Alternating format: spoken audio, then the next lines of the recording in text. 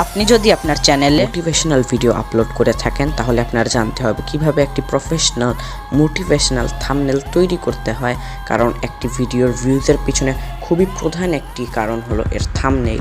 এবং আজকে আমরা চেষ্টা করব একটি প্রফেশনাল মোটিভেশনাল থাম্বনেল তৈরি করার শুধুমাত্র পিক্সেলল্যাব নামক অ্যাপটি ব্যবহার করে।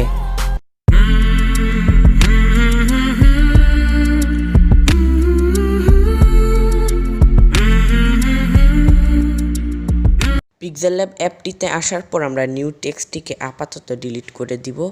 তারপর 3 ডট থেকে ইমেজ সাইজে ক্লিক করব। তারপর কাস্টম থেকে আমরা ইউটিউব থাম্বনেলটা সিলেক্ট করব। তারপর ওকে।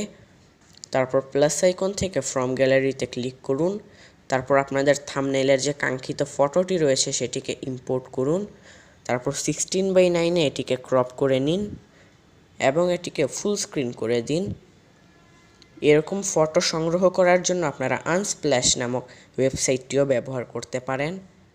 এখন আমরা আবার প্লাস আইকন থেকে শেপসে ক্লিক করব এবং শেপসটিকে একটু বড় করে দিব ফুল স্ক্রিন।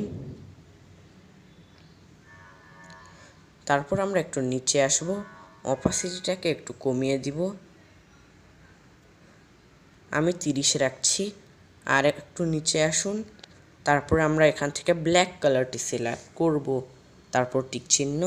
এখন প্লাস আইকন থেকে টেক্সটে ক্লিক করুন, নিউ টেক্সটের উপর 2 বার চাপ দিন এবং এখানে আপনাদের কাঙ্ক্ষিত টেক্সটটি লিখে ফেলুন।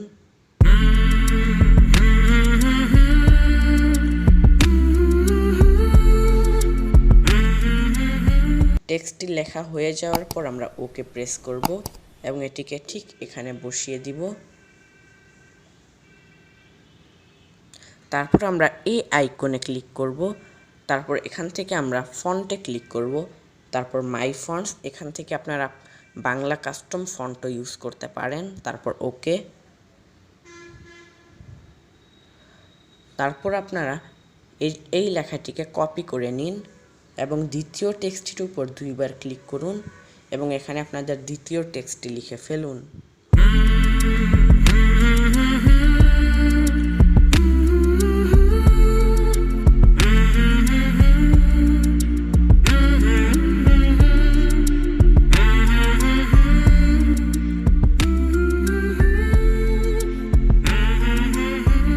তারপর ওকে।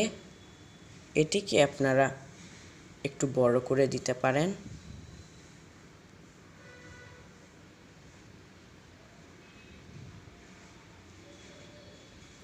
তারপর আপনারা কালার্স অপশনে ক্লিক করুন এবং এখান থেকে আপনাদের ফেভারিট কালার সিলেক্ট করুন।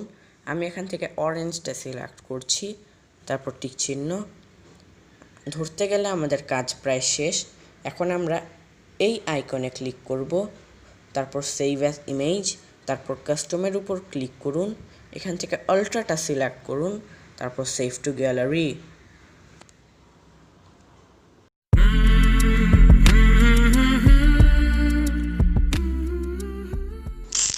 ধন্যবাদ যারা এই ভিডিওটি এন্ড পর্যন্ত দেখেছেন।